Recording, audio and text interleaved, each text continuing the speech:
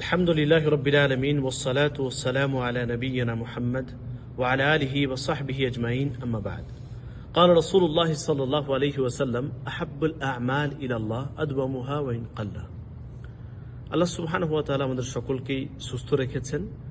আল্লাহ তাআলার কাছে দোয়া করি, হে আল্লাহ তুমি আমাদের সকলকে সুস্থ রাখুন এবং সকলকে নেক হায়াত দান করুন, আমিন।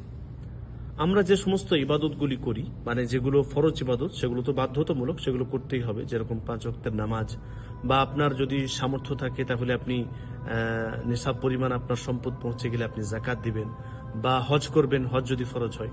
তো এগুলো হচ্ছে ফরজ ইবাদত, এগুলো তো করতেই হবে, বাধ্যতামূলক। কিন্তু যে সমস্ত সুন্নত ইবাদত রয়েছে এবং নফল ইবাদত রয়েছে, সেগুলোর মধ্যে কিছু কিছু ইবাদত আপনি আপনার জীবনে অভ্যাস করে নিন যে ডেলি করবেন, সেটা যে কোনো ইবাদত হোক না কেন। ধরেন উদাহরণস্বরূপ, আপনি প্রত্যেক দিন কোনো এক ওয়াক্তের পরে, কোনো এক 5 ওয়াক্ত নামাজের মধ্যে কোনো এক ওয়াক্তের পরে আপনি 5 আয়াত করে পবিত্র কোরআন পড়বেন। এটা আপনি ডেলি অভ্যাস করে নিন।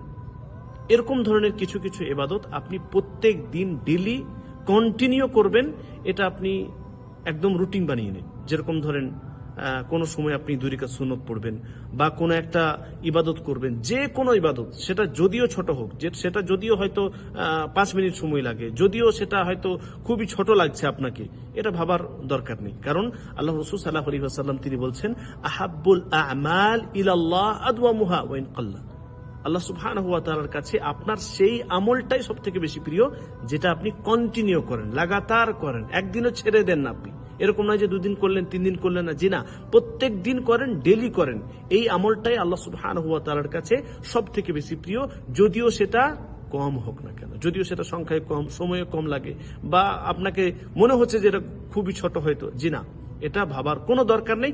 বাস সেই আমলটি আপনি ডেলি প্রত্যেক দিন করুন। আল্লাহ রাসূল সাল্লাল্লাহু আলাইহি ওয়াসাল্লামের একজন বিখ্যাত সাহাবী বিলাল রাদিয়াল্লাহু তাআলা, তিনার একটি ছোট্ট আমল আল্লাহ সুবহানাহু ওয়া তাআলার এত প্রিয় ছিল যে আল্লাহ রাসূল সাল্লাল্লাহু আলাইহি ওয়াসাল্লাম বলছেন, বিলাল রাদিয়াল্লাহু তাআলা, তুমি কি আমল করো, তুমি কোন এমন ভিন্ন আমল করো যে তোমার জান্নাতে পায়ের হাঁটার আওয়াজ শুনতে পেলাম আমি?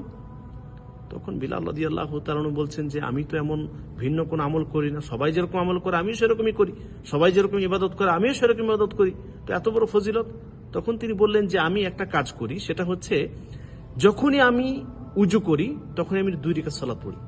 যখনই আমি উজু করি, উজুর 2 রাকাত সালাত যেটা আছে, উজু করি, আর উজু করার পরে পরে সঙ্গে সঙ্গে আমি 2 রাকাত নামাজ পড়ি। সুবহানাল্লাহ, আল্লাহ সুবহানাহু ওয়া তাআলার কাছে এটা কত প্রিয় হয়ে গেল যে সেই ব্যক্তির জান্নাত এখনো পর্যন্ত জীবিত, আল্লাহ রাসূল সাল্লাল্লাহু আলাইহি ওয়াসাল্লামের সামনে আছে, আল্লাহ রাসূল সাল্লাল্লাহু আলাইহি ওয়াসাল্লামের কাছে এখনো আছে, তিনি এখনো পর্যন্ত মৃত্যুবরণ করেননি, জান্নাতের সুসংবাদ পেয়ে গেলেন যে তার পায়ের হাঁটার আওয়াজ আল্লাহ রাসূল সাল্লাল্লাহু আলাইহি ওয়াসাল্লাম শুনতে পেয়েছেন। তাহলে একটা ছোট্ট আমল শুধুমাত্র ডেইলি তিনি করেন, সব সময় করেন, সব সময়। যখনই উজু ভেঙে যেত উজু করতেন এবং 2 রাকাত নামাজ পড়তেন, 2 রাকাত সুন্নত নামাজ পড়তেন।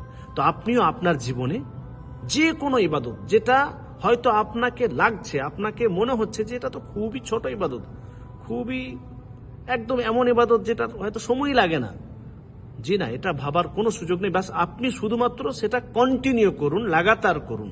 যে কোনো ইবাদত যেটা আপনার জন্য সহজ, যেটা আপনার জন্য মনে হচ্ছে যে এটা আমার জন্য সুবিধা, সেটা আপনি ডেলি কন্টিনিউ করুন। যে সমস্ত ইবাদতগুলি আছে ফরজ, সেগুলো তো করতেই হবে, এবং যে সমস্ত সুন্নতে মুআক্কাদা আছে সেগুলো আমরা বেশিরভাগই করার চেষ্টা করি, সেগুলো করবোই আমরা। কিন্তু তাও আপনি আপনার নিজের জীবনে কিছু ইবাদত, কিছু আমল, কিছু ভালো আমল, সৎ আমল, সেটা আপনি ডেলি করতে পারবেন, ডেলি করবেন, সেটার অভ্যাস বানিয়ে নেন। ইনশাআল্লাহ এর বড় সুসংবাদ আপনি কাল কঠিন কিয়ামতের দিনে পাবেন। আল্লাহ সুবহানাহু ওয়া তাআলার কাছে দোয়া করি, হে আল্লাহ তুমি আমাদের সকলকে 5 ওয়াক্তের নামাজি বানাও, এবং যত ধরনের সুন্নাত এবং নফল ইবাদত আছে সেগুলো যেন আমরা করতে পারি, এবং সাহাবায়ে কেরাম রাদিয়াল্লাহু তাআলা আলাইহিম আজমাইনদের মতো আমরা যেন সমস্ত ধরনের ইবাদত, সেটা ছোট হোক বা বড়, সেটাতে যেন আমরা অগ্রগামী হয়, সেটা যেন আমরা করাতে খুবই এগিয়ে যেতে পারি, তার তুমি তৌফিক দান করো, আমিন। তাকাব্বাল রাব্বুল আলামিন।